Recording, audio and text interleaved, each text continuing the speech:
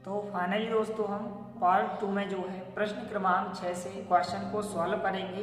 इसके पहले वाले वीडियो में हमने आपको कक्षा 9वीं विषय गणित वार्षिक परीक्षा पेपर 2018 के प्रश्न क्रमांक 1 से लेकर प्रश्न क्रमांक 5 तक के सभी क्वेश्चन जो है हल सहित सॉल्यूशन के साथ उपलब्ध करा दिए हैं।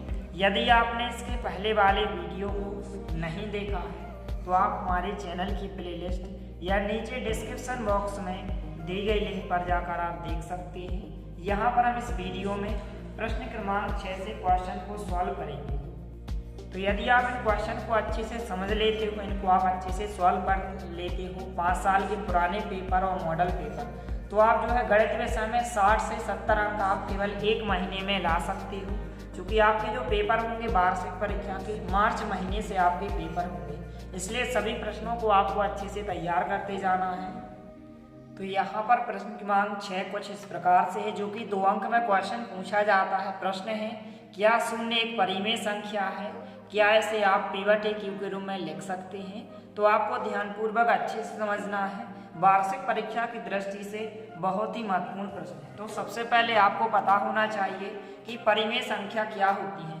तो ऐसी संख्याएं जिन्हें हम P/Q अर्थात अंश बटे हर के रूप में लिख सकते हैं, उन्हें हम क्या कहते हैं? परिमेय संख्या कहते हैं। तो यहाँ पर परिमेय संख्या जैसे हम 3/4 की बात करें तो यह भी क्या है? एक परिमेय संख्या की हुई बटे के रूप में लिखी है। तो कोई भी संख्या यदि P/Q अर्थात अंश बटे हर के रूप में लिखी जा सकती है तो उसे हम परिमेय संख्या कहते हैं। और यहाँ पर पूछा गया है, क्या शून्य एक परिमेय संख्या है? क्या इसे आप P/Q अर्थात अंश बटे हर के रूप में लिख सकते हैं? तो यदि हम शून्य की बात करें, 0 की बात करें, तो इसके बटे तो हम 1 लिख सकते हैं और यह क्या हो जाएगी? P/Q अर्थात अंश बटे हर के रूप में हो जाएगी। तो यहाँ पर हम कह सकते हैं कि हाँ, शून्य एक परिमेय संख्या है, क्योंकि इसके बटे हम 1 लिख सकते हैं, इसके हर में क्या हो सकता है? 1 हो सकता है। ऊपर की संख्या अंश कहलाती है, नीचे की संख्या हर कहलाती है। तो इसका आंसर क्या होगा? हाँ, शून्य एक परिमेय संख्या है, क्योंकि इसके हर में 1 हो सकता है। इस प्रकार से आंसर होगा। तो यहाँ पर हमने इस प्रकार से लिखा है, इसको आपको अच्छे से ध्यान रखना है। हाँ, शून्य एक परिमेय संख्या है, क्योंकि इसे हम इस प्रकार से 0 के बटे 1 लिख सकते हैं के रूप में व्यक्त कर सकते हैं या फिर लिख सकते हैं। इस प्रकार से आंसर होगा।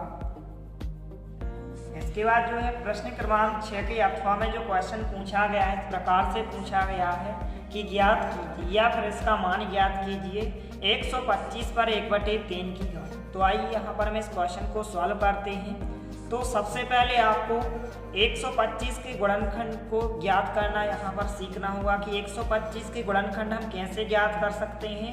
125 को हम क्या लिख सकते हैं? तो यहाँ पर आप देख सकते हैं, यदि हम 125 के अभाज्य गुणनखंड विधि से गुणनखंड निकालें तो कुछ इस प्रकार से निकालेंगे। तो सबसे पहले चूंकि लास्ट में आखिरी अंक कितना है? 5 है, तो हम 5 से भाग करेंगे। कितने का भाग करेंगे? 5 का। तो 5 का सबसे पहले 1 में नहीं जाएगा, 12 में करेंगे तो 5 दूनी 10। यहाँ पर बचेंगे 2, हो जाएंगे 25, और 5 का भाग 25 में 5 बार जाएगा। तो इस प्रकार से अब इसके बाद 25 में 5 का जाएगा, तो 5 का भाग 25 में 5 बार। इसके बाद 5 में जो है 5 का भाग जाएगा, 5 एकम 5। तो 125 को कुछ इस प्रकार से हम लिख सकते हैं। 5 कितनी बार है? 3 बार। तो हम लिखेंगे 5 गुणित 5 गुणित 5। अब 5 कितनी बार है? 3 बार। तो 5 के ऊपर हम 3 की घात लगा सकते हैं। इस प्रकार से हम लिखेंगे 5 कितनी बार है? 3 बार। तो 5 के ऊपर हम 3 की घात लगा सकते हैं। इस प्रकार से हम लिख सकते हैं। तो 125 को जो है हम 5 का घन लिख सकते हैं, या फिर आप ध्यान रखें कि जो 125 होता है 5 का घन होता है। तो यहाँ पर सबसे पहले जो भी क्वेश्चन दिया गया है, यहाँ पर हम क्वेश्चन लिखेंगे 125 पर 1/3 की घात। अब इसके बाद हम इसको सॉल्व करेंगे। तो 125 जो होता है 5 का घन होता है, आपको अच्छे से ध्यान रखना है। तो 125 को हम 5 का घन लिख सकते हैं, और 1/3 की घात पहले से है। अब एक नियम होता है, इस नियम को आप अच्छे से ध्यान रखें। यदि घात के ऊपर घात है, जैसे यदि हम उदाहरण से समझे, a के ऊपर यदि m की घात है और इसके ऊपर n की घात है, तो घातों का आपस में क्या हो जाता है? गुणा हो जाएगा। तो a पर m × n का क्या हो जाएगा? गुणा हो जाएगा।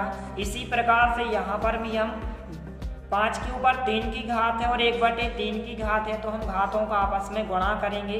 तो 5 पर 3 की घात और 1/3 की घात का गुणा हो जाएगा। अब इसके बाद यहाँ पर आप देख सकते हैं, जब भी गुणा में ऊपर नीचे संख्या समान होती है तो हम इसको कैंसिल आउट कर सकते हैं।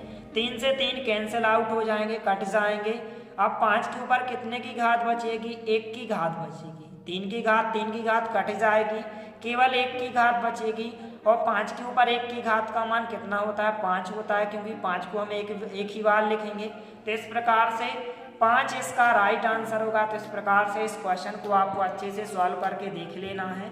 इस प्रकार से आंसर दिया गया है, तो इसको आप अच्छे से नोट करें। इस प्रकार से आंसर दिया गया है। तो इस प्रकार के जो क्वेश्चन होते हैं 2 अंक में पूछे जाते हैं, इसलिए इसको आपको अच्छे से सॉल्व करके देख लेना है। और यदि आप चैनल पर नए हैं तो प्लीज़ चैनल को सब्सक्राइब कीजिए, क्योंकि इसी तरह आपको और चैनल के माध्यम से वीडियोस उपलब्ध कराए जाएंगे।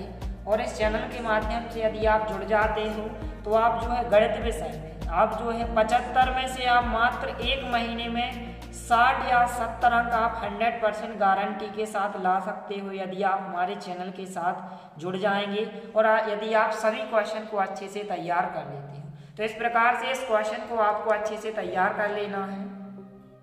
इसके बाद नेक्स्ट क्वेश्चन है, जो कि प्रश्न क्रमांक 7 में 2 अंक में पूछा जाता है। क्वेश्चन है कि एक नोटबुक की कीमत एक कलम की कीमत की दुगनी है। इस कथन को निरूपित करने के लिए 2 चरों वाला रैखिक समीकरण लिखिए। अर्थात आपको 2 चरों में सबसे पहले आप चर समझ लें, चर क्या होते हैं। तो चर जो होते हैं x, y, z होते हैं। अर्थात जो a से लेके z तक प्रयुक्त यहाँ पर अक्षर होते हैं, a से लेके z तक, ये सभी क्या कहलाती हैं? चर कहलाती हैं। और ज़्यादातर जो क्वेश्चन में चर उपयोग में लाए जाते हैं, x और y यहाँ पर चर में उपयोग लाए जाते हैं। तो 2 चरों की बात की गई है, तो 2 चरों में हम क्या लेंगे? x और y लेंगे। क्वेश्चन पूछा गया है कि एक नोटबुक की कीमत एक कलम की कीमत की क्या है? दुगनी है। इस कथन को निरूपित करने के लिए 2 चरों वाला हमें एक रैखिक समीकरण बनाना है। तो आपको इस क्वेश्चन को ध्यानपूर्वक अच्छे से समझना है। तो सबसे पहले यहाँ पर हम मान के चले कि एक नोटबुक की कीमत को हम x मानेंगे, क्योंकि यहाँ पर हमें 2 चरों वाले रैखिक समीकरण के रूप में इस क्वेश्चन को निरूपित करना है, दर्शाना है। तो यहाँ पर हम इस क्वेश्चन को हल करेंगे। तो मान के चले कि नोटबुक की कीमत, क्वेश्चन में बताया गया है कि एक नोटबुक की कीमत, तो मान के चले सबसे पहले नोटबुक की कीमत मान के चले हमें पता नहीं है कि नोटबुक की कीमत कितनी है। तो यहाँ पर हमने लिखा माना नोटबुक की कीमत कितने मान के चले? हम x मान के चले। कितने मानी हमने? x मानी। इसके बाद हमें बताया गया है कि एक कलम की कीमत, तो ना ही हमें नोटबुक की कीमत पता है और ना ही हमें कलम की कीमत पता है। तो दोनों को हम इस प्रकार से मानेंगे कि माना नोटबुक की कीमत x है और कलम की कीमत को हम y मानेंगे। क्या मानेंगे? y मानेंगे। तो माना कलम की कीमत कितनी है? y है। तो इस प्रकार से हमने लिखा मान के चले कि कलम की कीमत कितनी है? y है। तो इस प्रकार से पहला चर x आ गया, दूसरा चर y आ गया। इसके बाद हम इस कथन को बनाएंगे 2 चरों वाला रैखिक समीकरण। तो क्वेश्चन में बताया गया है कि एक नोटबुक की कीमत, तो यहाँ पर हम लिखेंगे प्रश्नानुसार। प्रश्न के अनुसार क्वेश्चन को सॉल्व करेंगे, जो भी क्वेश्चन में बताया गया है।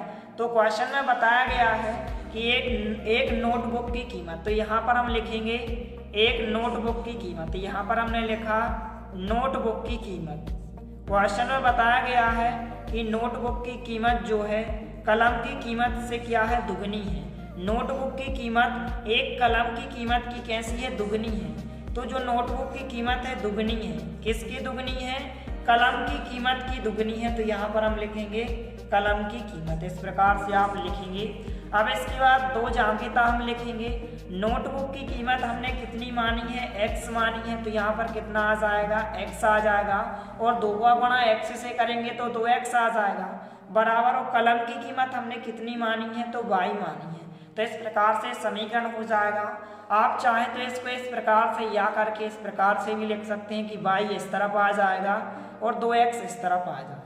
तो इस प्रकार से 2 चरों को यहाँ पर निरूपित करने वाला इस प्रकार से रैखिक समीकरण हो जाएगा। इस प्रकार से आप देख सकते हैं। तो बहुत ही सरल क्वेश्चन है। सबसे पहले आपको मान के चलना है कि नोटबुक की कीमत x है और कलम की कीमत y है, क्योंकि हमें पता नहीं है। इसके बाद क्वेश्चन के अनुसार हम समीकरण बनाएंगे। क्वेश्चन में बताया गया है कि एक नोटबुक की कीमत, तो नोटबुक की कीमत जो है कलम की कीमत की क्या है, दुगनी है। मतलब हम दुगनी क्या है, 2 का गुणा करेंगे। दुगनी का अर्थ क्या होता है, 2 का हम गुणा करेंगे। तो जो नोटबुक की कीमत है कलम की कीमत से क्या है, दुगनी है, तो हम 2 का गुणा करेंगे। तो 2 जाएंगे था। नोटबुक की कीमत हमने x मानी है, तो यहाँ पर हम x लिखेंगे। तो इस प्रकार से 2x आ जाएगा। बराबर में हमने कलम की कीमत को y माना है, तो इस प्रकार से 2x बराबर y आ जाएगा। अब इसके बाद y को आप इस तरफ लिख सकते हैं और 2x को आप इस तरफ लिख सकते हैं। तो यही आपका राइट आंसर होगा। तो इस प्रकार से इस क्वेश्चन को आपको अच्छे से तैयार कर लेना है। वार्षिक परीक्षा की दृष्टि से बहुत ही महत्वपूर्ण प्रश्न है। इस प्रकार से आंसर दिया गया है। तो इस प्रकार से आपको डेली एक वीडियो उपलब्ध कराया जाएगा। तो इन सभी क्वेश्चन को आप अच्छे से तैयार करें। मिलते हैं अगले वीडियो में, तब तक के लिए जय हिंद।